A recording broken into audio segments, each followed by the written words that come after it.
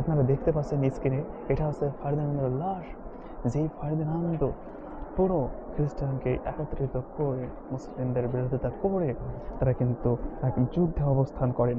আর সেই যুদ্ধের মধ্যে দিয়ে যে গ্রানাডার যুদ্ধ, সেই গ্রানাডার যুদ্ধের মধ্য দিয়েই কিন্তু আজকে মুসলিমরা অধপতিতে চলে যায়।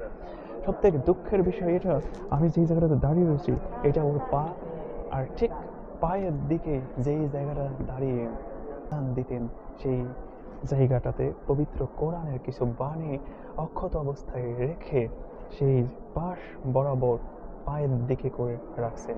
দেখুন এই জায়গাটা পবিত্র কোরআনের বাণী, আর ঠিক এই সাইডটা তার পায়ের সাইডটা, আর ওই সাইডটা হচ্ছে আপনার মাথার সাইডটা।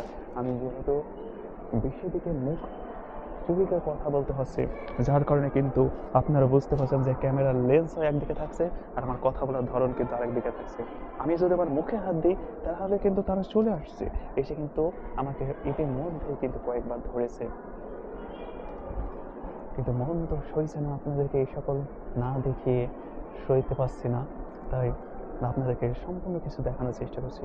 এখানে দেখুন কতটা উপহাস্য একটা বিষয়, কতটা উপহাস্য একটা বিষয় যে তারা এখন কাঁচবন্দি করে রেখেছে, অথচ মুসলিমদের দেখানো জিনিস দিয়েই কিন্তু পুরো বিশ্ব আজ কিন্তু চলছে।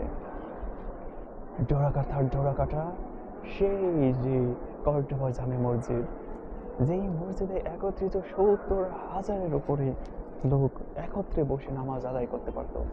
এটা সেই মসজিদ যেখান থেকে পুরো ইউরোপে আজানের ধ্বনি সম্প্রসারিত হয়। এটা সেই জায়গা